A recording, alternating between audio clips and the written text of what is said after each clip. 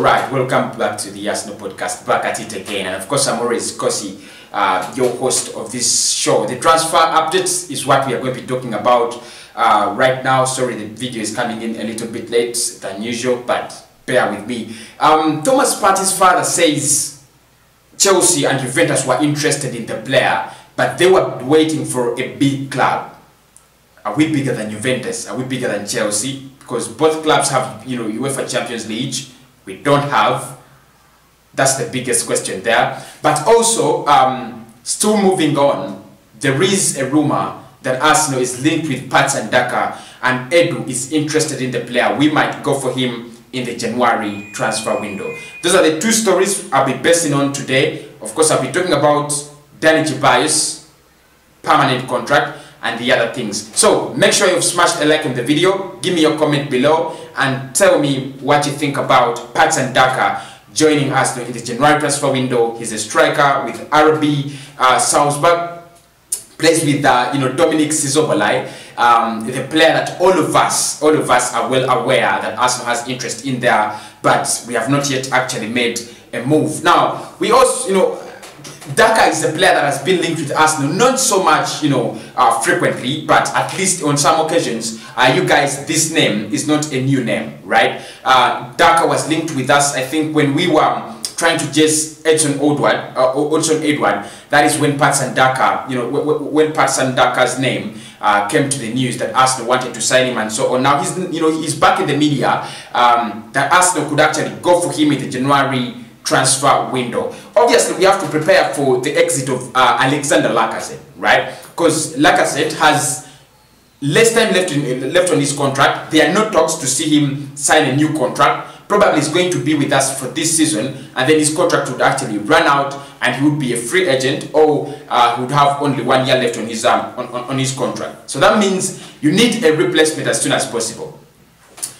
Eddie Nketiah, would be one that that striker that all of us would think Nketiah is going to be, the replacement of Alexander Lacazette, but it doesn't seem to be that way. He doesn't seem to be ready to replace Alexander Lacazette. Even if Aubameyang left the club, because both of them are approaching their golden ages. 31, 29. That's where that's when strikers these days are scoring goals. But you have to prepare for their exit.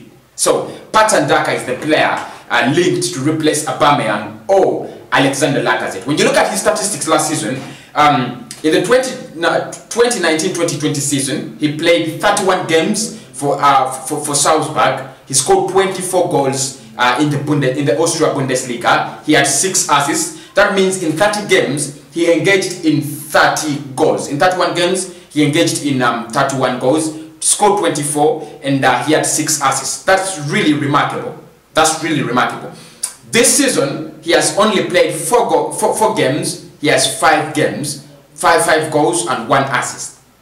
I think that's, again, that's really remarkable. If he's this kind of player that could score the goals for Arsenal. Probably if he joined us in the January transfer window, he would score the goals, and he has the potential to develop further. He's African. Whenever I think about him, I think about Sadio Mane. He comes from Zambia. So probably if Edu is serious about Patsan Daka, he would be a great addition. I just love it when strikers score goals, because that's particularly what you have to do as a striker. You have to score goals. I'm one of those people who have been, saying Lacazette should stay. We need Lacazette to stay at the club and so on. But there are times when you feel a striker is not doing enough. I think Alexander Lacazette is not doing enough. We are giving him a lot of trust. We are giving him a lot of, time. But it seems it's not really bringing out that best in him. So probably if we can go for a player like Patsan Daka to replace Lacazette, maybe in the future we'll be able to deal with the fear of losing Aubameyang. Because right now we are really afraid if Aubameyang gets out of that team, who can score the goals? Lacazette just can't do that.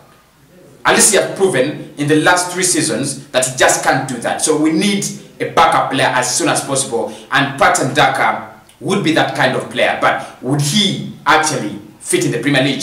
How much would he cost? I'm not really sure about that, but I think around 30 million euros, because I'm really surprised, Salzburg, sold Erling Haaland, such a striker of his quality, to Dortmund at less than £20 million.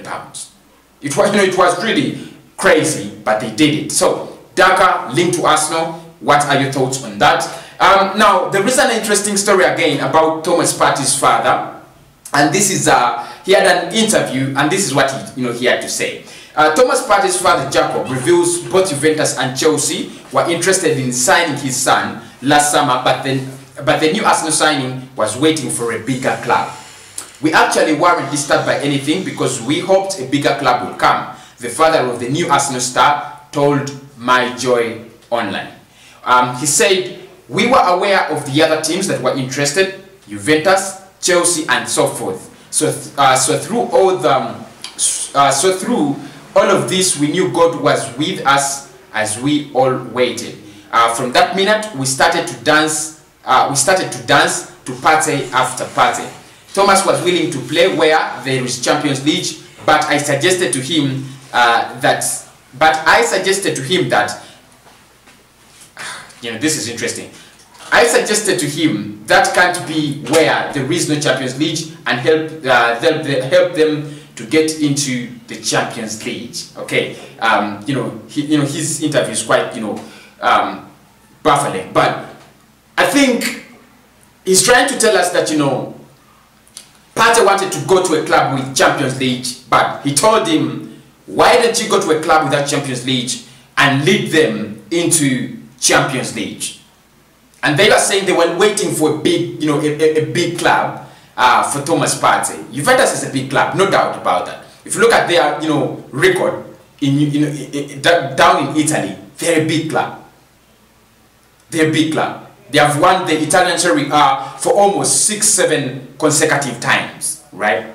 Chelsea is a big club as well, and if you look at the project they are building, a player would be more attracted to go to Chelsea based on the on the kind of project they have. They don't have the manager, but they have a project. They have signed so many beautiful talents, very many beautiful talents. So if you think about it, in that way, in that light, then you might come to a conclusion that Chelsea and Juventus are bigger than Arsenal at this point in time. But his father says they were waiting for a bigger club. They knew a bigger club was going to come for Thomas Partey, and eventually it was Arsenal. So maybe we are quite lucky. But I want to make this clear. Juventus were not going to sign Thomas Partey. They had financial constraints.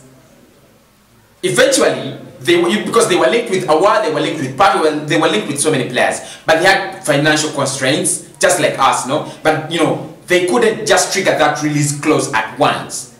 That is the truth. Chelsea, I'm not really